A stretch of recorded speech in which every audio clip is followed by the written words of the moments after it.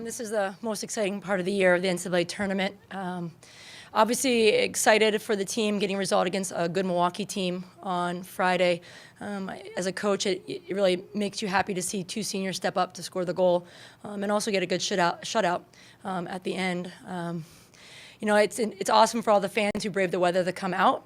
We appreciate that. And we're looking forward to heading and playing, obviously, ACC school, Duke at UCLA, where it's slightly a bit warmer. So it'll be nice, and we won't have to worry about too much snow, hopefully, on the field, but I'm not sure about that. But excited to get tested again, to see if we keep evolving as a team and getting better, and obviously excited for the new test. Questions? George? Coach, I believe it's second time program history Wisconsin will be facing Duke.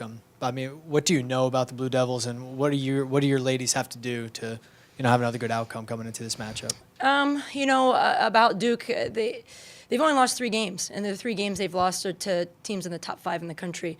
So they're well organized. They have a definite system of what they're trying to do, and very good players. They've been traditionally a very good team and strong in the ACC, and I think any team in the ACC is well prepared. I think for us, going back to the basics that we always have, and I know it's kind of coach speak, but we've got to stay compact, we've got to defend well, and then our movement off the ball once we win it is going to be dynamic and exciting. So things that we've been working on, we played Florida State, we played UCLA. Duke is in that quality of team, and I think those games have prepared us to know what we have to do defensively and then how we can create opportunities on the opposite side. Paula? And you brought them up, UCLA and Florida State. I mean, those tests were way earlier in the year, but how important are they that you set up that schedule and it prepares you for a time like now?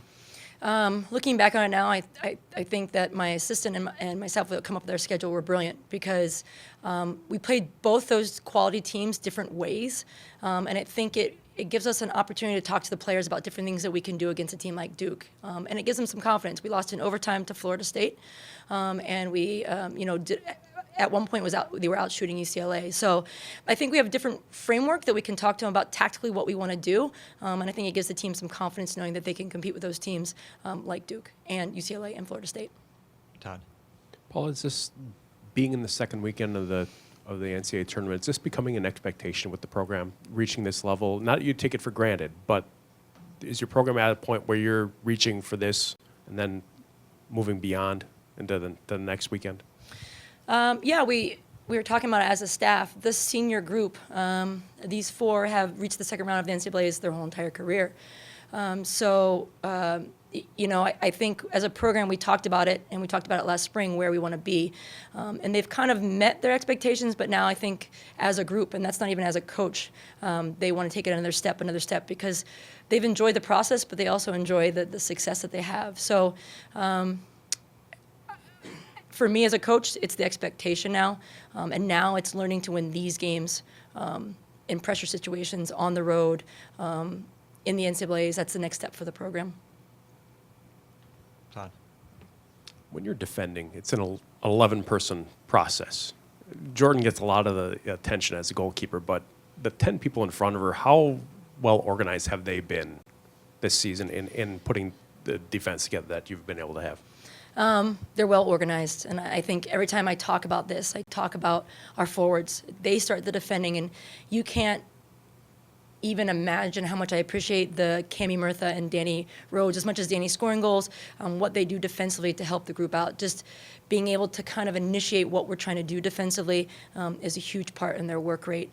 And then the work rate that Lauren Rice and Peyton have to do to kind of help in the midfield is huge. So it's truly a group effort, and we wouldn't be successful without everyone kind of being on board. At times you'll see Cami Murtha in the corner double teaming people, and that's a lot of running for her because then we're expecting her to get out and attack and do that, and they're able to do that. So their fitness level and their commitment that they made at the very beginning of the season has really made an impact this year in the team because it's helped them be more disciplined defensively. Like I think the fitter you are, the less you're willing to give up and start walking or going slower. Like you can keep up the tempo that you need to defend.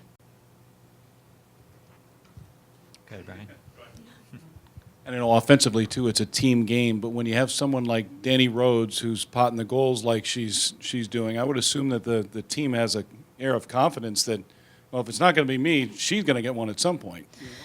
Yeah, and I think at this time of the year, you need to have a hot goalkeeper and a good goal scorer. And Danny proved that in the game that she needed to do that. I think she got maybe one or two good opportunities, and she put the one away. And it was a hell of a goal, by the way. So the finish was very impressive.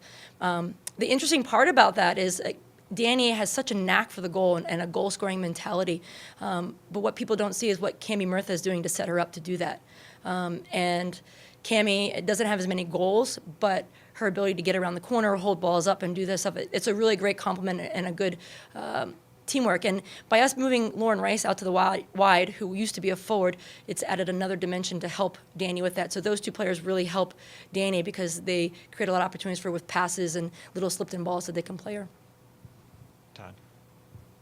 How have you seen Jordan prepare for? I mean, goalkeepers only get a few chances to shine a game, and they have to be there. How has she prepared herself for those kind of moments?